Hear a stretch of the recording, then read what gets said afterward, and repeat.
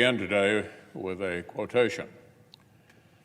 Quote, "Because this massive accumulation of debt was predicted, because it was foreseeable, because it was unnecessary, because it was the result of willful and reckless disregard for the warnings that were given and for the fundamentals of economic management, I'm voting against the debt limit increase." Now, Madam President, that was then Senator Joe Biden in March of 2006, right before every single Democratic senator voted against raising the debt limit and made a unified Republican government do it alone. Here's another quote. "Today's fiscal mess is the inevitable outcome of policies that consistently ignored evidence and experience. My symbolic vote against raising the debt limit would have been a protest of the policies that have brought us to this point and a demand that we change course," end quote.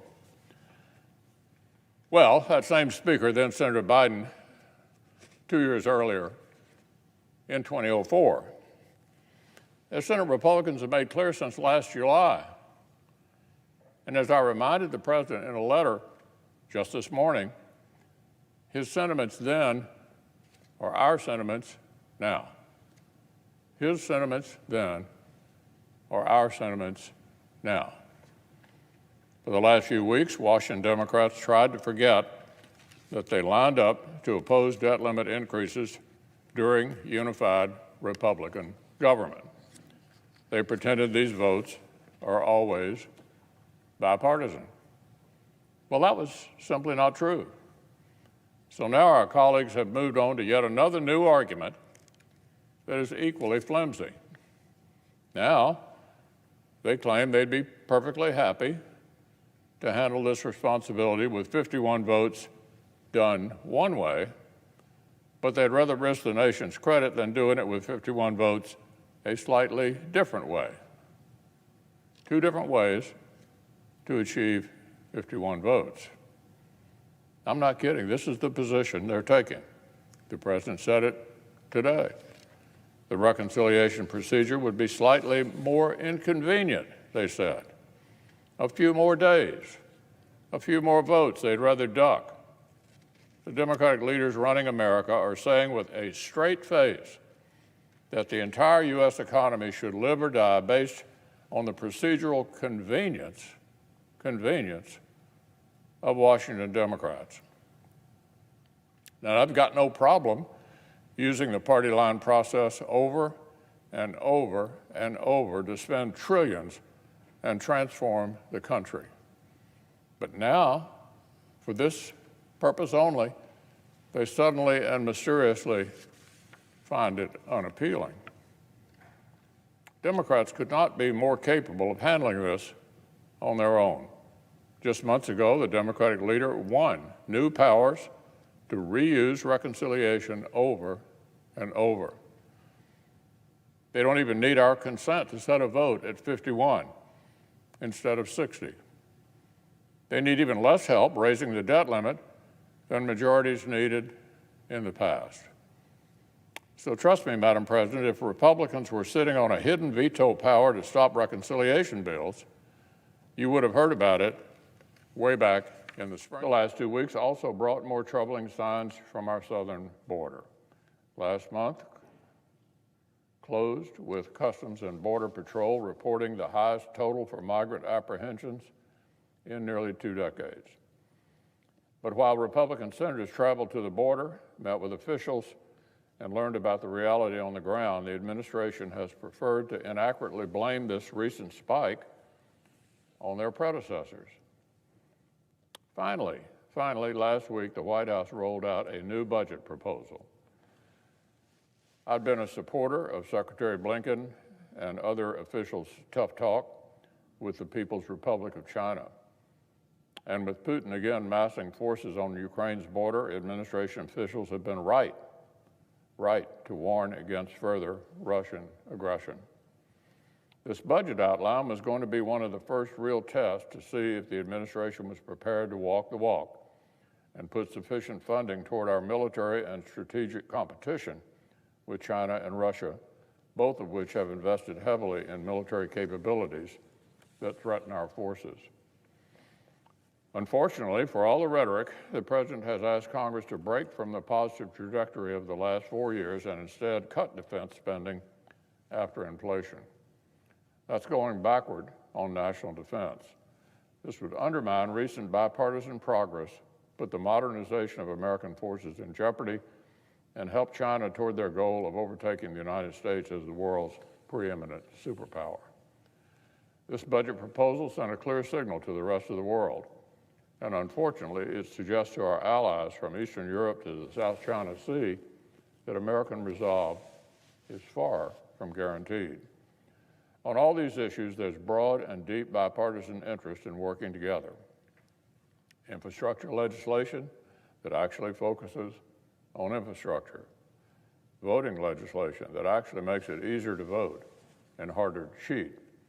And funding legislation that provides the Pentagon with what it needs to keep up with China, Russia, and other adversaries.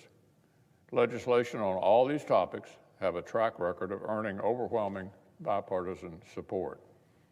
All these issues are ripe for regular order, bipartisan work if the President and our Democratic colleagues are interested in going about them in the right way. But if the administration decides to reprise their tactics from February and March, if Democrats just declare our way or the highway, we'll know they have chosen to create political controversies rather than make progress for American families.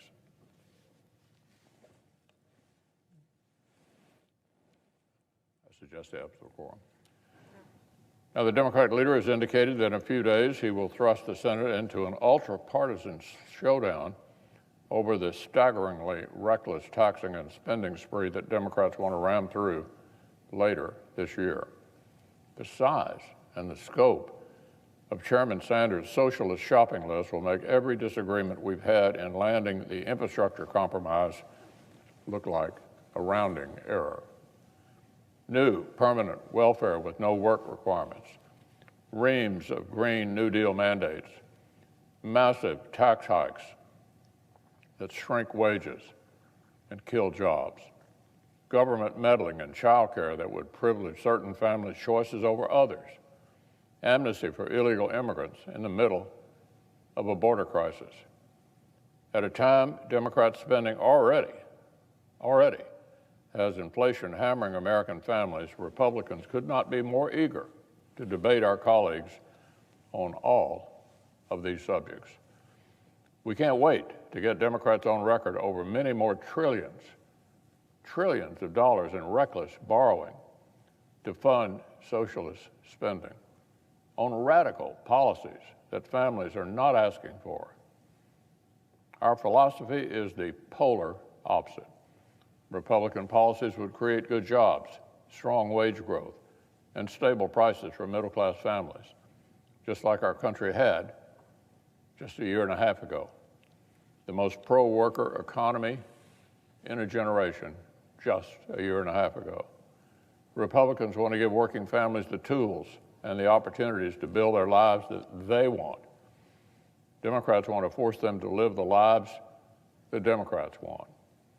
The stakes in this debate could not be higher. And very soon, the country will see it aired out here, right on the Senate floor. The Democratic leader will be putting the full radicalism of the far left right here on this floor. He's making every one of his members vote on nothing less than Chairman Sanders' dream shopping list. Every American family will know exactly where their senator stands. Mr. President. Republican leader. I ask consent that further proceedings under quorum call be dispensed with. Without objection. Today, the Democratic leader appears to be intent on calling a vote he knows will fail.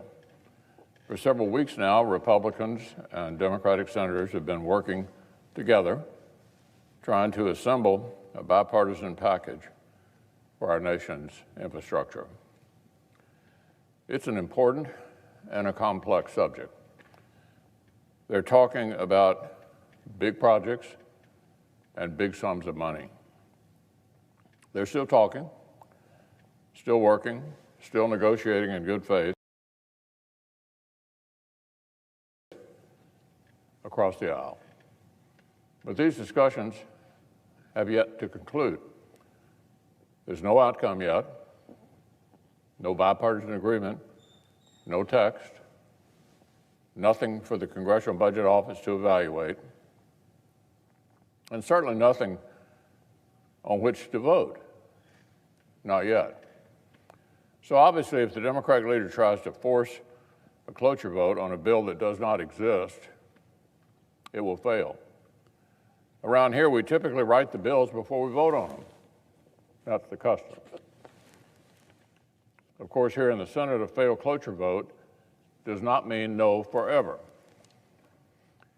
In the middle of the early COVID crisis back in March of 2020, with Americans under stay-home orders and financial markets plummeting, Senate Democrats withheld cloture from the CARES Act multiple times so they could continue haggling behind the scenes.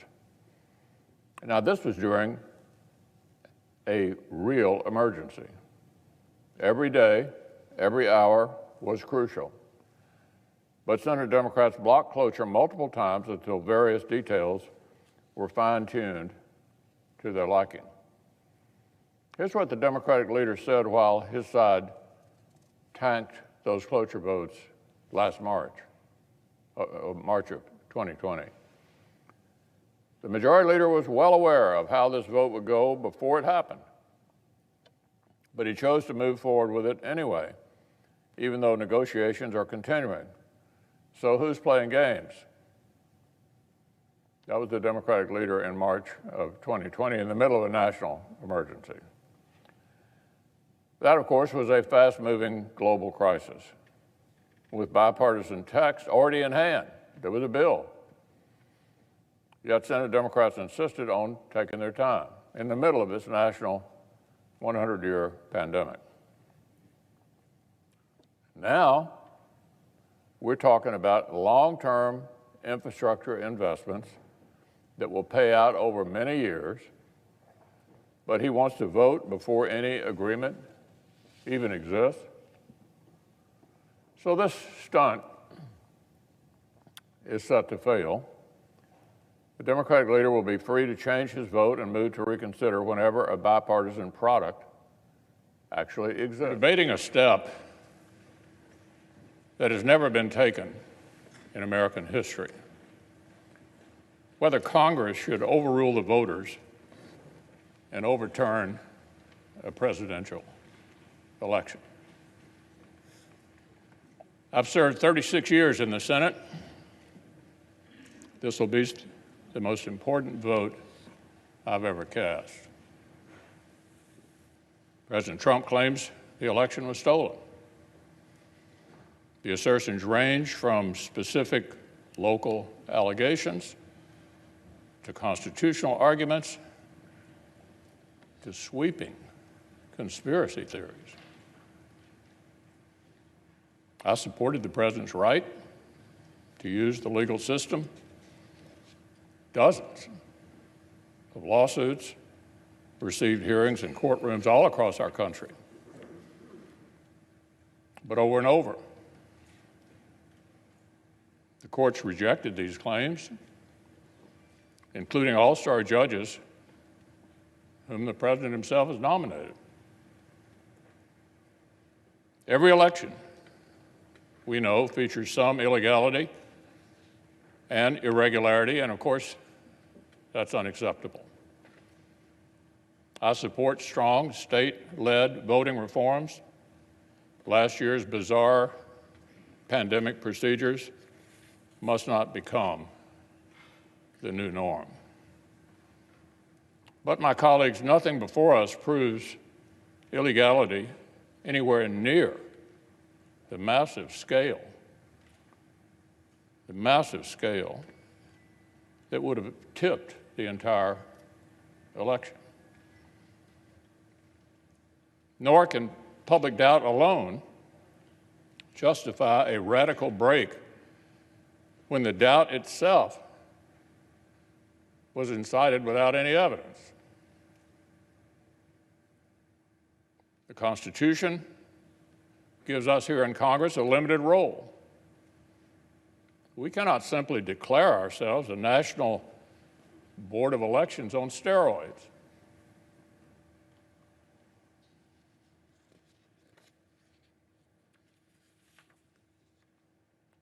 The voters, the courts, and the states have all spoken. They've all spoken. If we overrule them, it would damage our republic forever. This election actually was not unusually close. Just in recent history, 1976, 2000, and 2004 were all closer than this one. The Electoral College margin is almost identical to what it was in 2016. If this election were overturned by mere allegations from the losing side, our democracy would enter a death spiral. We'd never see the whole nation accept an election again. Every 4 years would be a scramble for power at any cost. The Electoral College, which most of us on this side have been defending for years, would cease to exist, leaving many of our states with no real say at all in choosing a president. The effects would go even beyond the elections themselves. Self-government, my colleagues, requires a shared commitment to the truth and a shared respect for the ground rules of our system. We cannot keep drifting apart into two separate tribes with a separate set of facts and separate realities, with nothing in common except our hostility towards each other and mistrust for the few national institutions that we all still share. Every time, in the last 30 years that Democrats have lost a presidential race, they've tried a challenge just like this. After 2000, after 2004, after 2016. After 2004, a senator joined and forced the same debate. And believe it or not, Democrats like Harry Reid, Dick Durbin, and Hillary Clinton praised them and applauded the stunt. Republicans condemned those baseless efforts back then, and we just spent 4 years condemning Democrats' shameful attacks on the validity of President Trump's own election. So look, there can be no double standard. The media that is outraged today spent 4 years aiding and abetting Democrats' attacks on our institutions after they lost. But we must not imitate and escalate what we repudiate. Our duty is to govern for the public good. The United States Senate has a higher calling than an endless spiral of partisan vengeance. Congress will either override the voters, overrule them, the voters, the states, and the courts for the first time ever, or honor the people's decision. Will either guarantee Democrats' delegitimizing efforts after 2016 become a permanent new routine for both sides, or declare that our nation deserves a lot better than this. We'll either hasten down a poisonous path where only the winners of election actually accept the results, or show we can still muster the patriotic courage that our forebears showed not only in victory but in defeat. The framers built the Senate to stop short-term passions from boiling over and melting the foundations of our republic. So I believe protecting our constitutional order requires respecting the limits of our own power. It would be unfair and wrong to disenfranchise American voters and overrule the courts and the states on this extraordinarily thin basis. And I will not pretend such a vote would be a harmless protest gesture while relying on others to do the right thing. I will vote to respect the people's decision and defend our system of government as we know it.